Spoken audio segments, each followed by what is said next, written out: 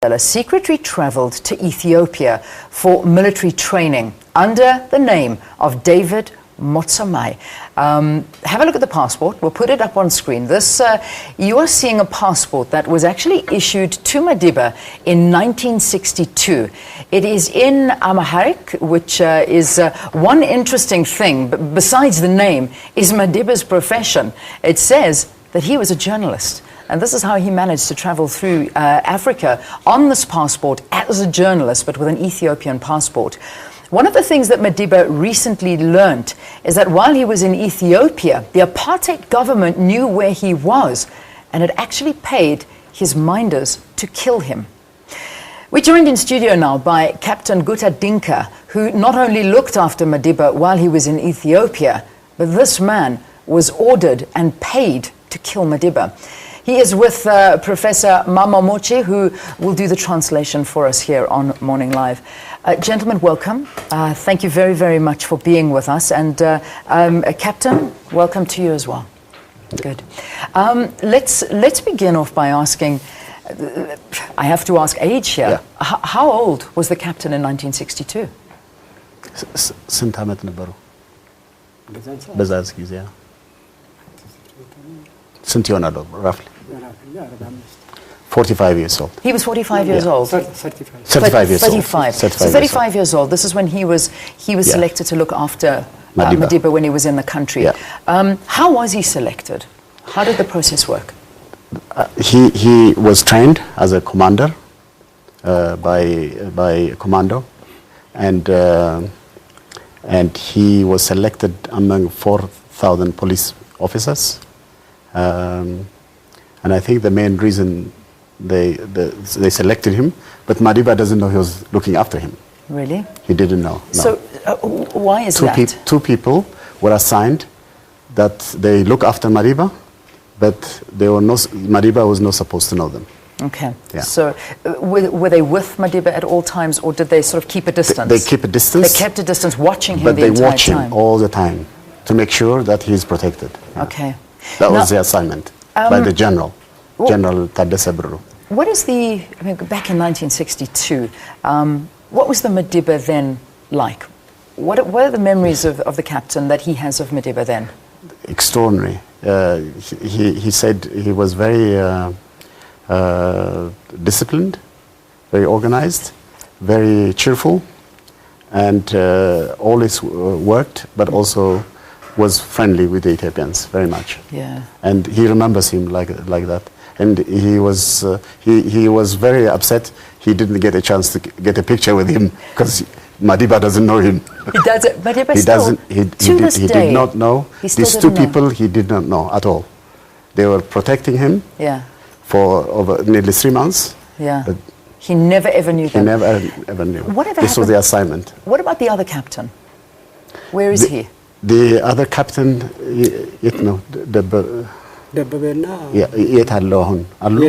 he's dead. Oh, he's passed away. He's passed away since then. So you have the memories all by yourself. Yeah. I want to talk about now this order to kill Mandela. Yeah. Where did it come from? There were two people that came. One was a white man, one was a black man, who brought this money also. And then they selected another person who was a friend of his. They were trained together as a commander, an Ethiopian person. And they mobilized that person, and I think that person agreed with them, that he was happy to get on with strangling Madiba. They wanted to strangle him. That was how they wanted to kill him. But they didn't want to do it. They wanted him to do it. Yeah, because he had such close access to him. Access to him, and he was a regular person, and they knew the sequence, the time when people would be away in the evening, the shift. They knew all the pattern, so they assigned him to do it. He didn't want to do it. He wanted him to do it. He wanted him to do it. And was this gentleman from the apartheid government? Was he? Was it an order from South Africa? Where did the order come from? I think it's it's security services. I mean, it's very difficult to say, but it's intelligence services. But it's high intelligence. There's no doubt about that. Yeah. But of course, the apartheid government must be involved. Yeah. How much money was he offered? 2,000 pounds. That's a lot of money at that time. In 1962? In 1962, yeah. 2,000 pounds. Yeah. Why didn't he do it? He loved Madiba. Second, he was ordered, selected to look after him. Third, he says he's an Ethiopian. His values do not allow him to do that, and his religion, everything. He said he got frozen when they told him to do it, and they took him to a hotel called Taitu Hotel, yeah. and they made him drink, and they made him eat food, and he got shaken. Yeah. He didn't know how to eat the food with a knife and fork. He says he just got shaken and frozen when they told him this. But they had to make him say yes. Yes. So he said, I had to say yes to survive. Okay. And then they told him a fixed time. By 6 o'clock, the thing has to be done. It had to be done. 6 o'clock that day? That evening, yeah. That evening. The evening. So he immediately, when they left him, he went straight to the general and told him, there's a threat. Madiba is under tremendous threat, and I'm under threat. All of us are under threat. Yeah. Then the chief, the general, ordered all of them to be under security, including himself. Yeah. He made sure that they're all under surveillance.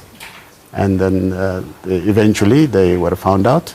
Okay. There was an investigation. Yes. They were told, all of them were taken, blindfolded, and they told their stories. And some of them didn't want to tell the true story, but they insisted they must tell the story, and they did. Yeah. And then they got thrown out. They didn't want to. The reason why they did this is because they want to keep the security for Madiba. They didn't want him to feel. They want him to get his training properly, and they didn't want to make this a big issue. Sure. That's what they did. And eventually they got thrown out. Those guys were thrown out. The guy who was the Ethiopian guy, his name was Abraham. This guy who did this, he was demoted, and he was sent to a region where probably in a very low, where all kinds of malaria infection. They didn't want to put it in court. If you put it in court, it would be known. Yes. And then it would be dangerous. You would kill his cover. Yeah. Because at the end of the day, he was undercover at the time. So they didn't want to do that, so they kept it secret. Wow.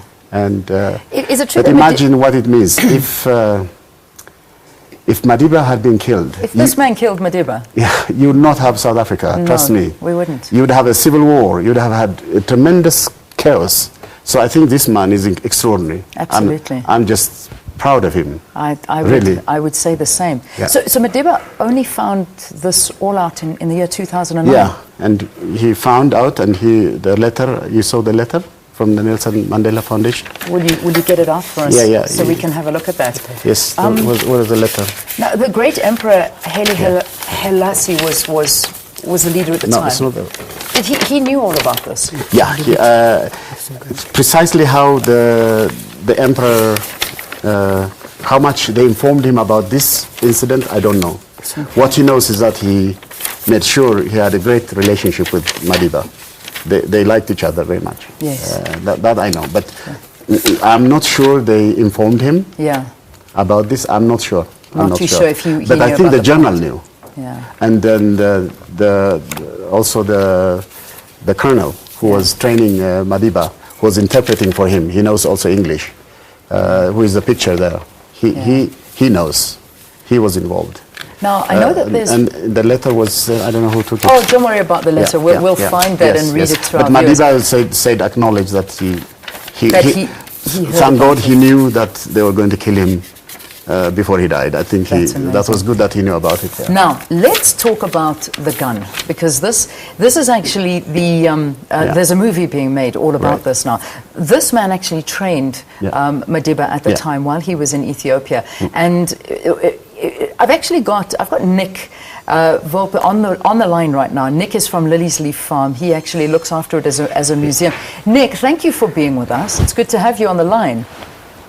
Good morning, and my pleasure. How are you? I'm very well. Are you listening to this story? Is this not the most intriguing story, which obviously you knew all about? Well, not the story regarding the assassination attempt on Nelson, that was fascinating. That whole, I mean, that's a completely new angle. That's amazing. I think it's, apart from obviously the Mandela Foundation, I think no one is really very much aware of that particular event while he was on his secret African mission. It's incredibly intriguing and fascinating. It is fascinating. It's amazing. I mean, this is massive news here, I have to tell you. I mean, everybody, I think, hanging on to every word you're saying. But I want to talk more about the gun. And Nick, I'm going to bring you into the conversation. But let's first talk about the gentleman in the photograph who actually trained Madiba while he was living in Ethiopia and gave him this gun. Let's talk about that. Yeah. Yes, this is the letter. That's the letter. We'll have a look at that now. Yeah. Tell us about this man.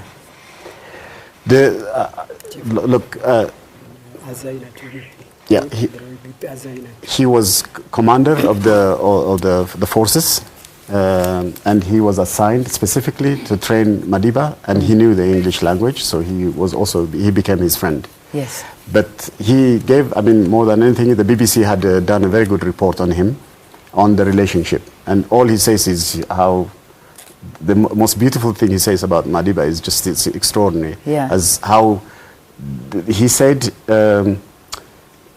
I used to get more exhausted than Madiba when he trained him. Because he was such a fit man. He was completely driven, he said. He wanted to really know everything. Yeah. He said, Madiba. Amazing. And was fun. I mean, he was a fun man as well. He did it with a sense of joy and fun, he said. Now he gave Madiba the gun, the infamous gun that we're looking for, the shotgun. That's right, yeah. Nick, talk to me about this gun now, because this is where you come into the picture. There were two things he brought, Madiba. He brought the gun and the picture of Emperor Haile Selassie. Okay, so those are the two things. And then when the authorities here captured him, they took both, I think. Yeah. Nick, talk to me about the gun now.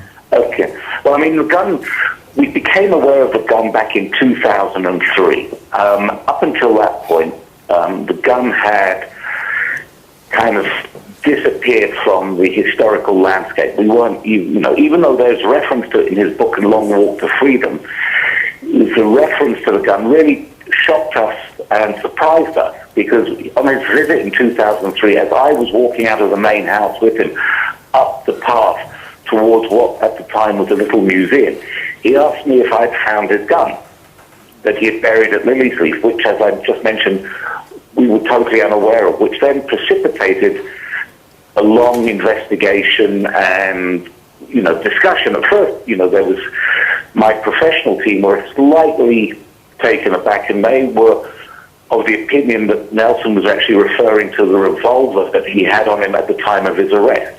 However, during the course of the research and the investigation, we uncovered the fact that on 3 previous visits to Lily's Leaf in the 90s, he had pointed out to individuals, one being Alistair Sparks on one occasion, which Alistair Sparks then wrote a story on about the gun, and on 2 other occasions when he went there, the owners of what was Lily's, the main house, record 2 separate occasions with them being taken to the back of the house and Nelson pointing to the property adjoining it and saying, that's where I buried my gun. Yeah. In 2005, we purchased that property, and very unscientifically, I have to say, and embarrassingly, we dug up the area, but we didn't find the gun.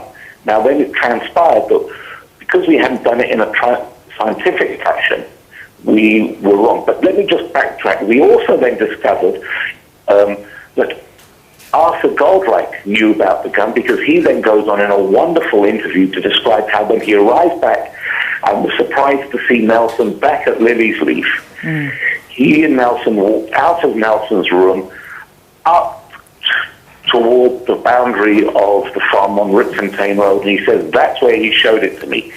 Yeah. And I reached out to touch it, and he slapped my hand as if to say, no, you can't touch it. Yeah. But he said it was a semi-automatic Macross pistol. And it was, now the question then that came up during the course of our research was, who gave him the gun? Originally, we had just assumed that it was given to him by his military scientific instructor, Tedessus. Yeah.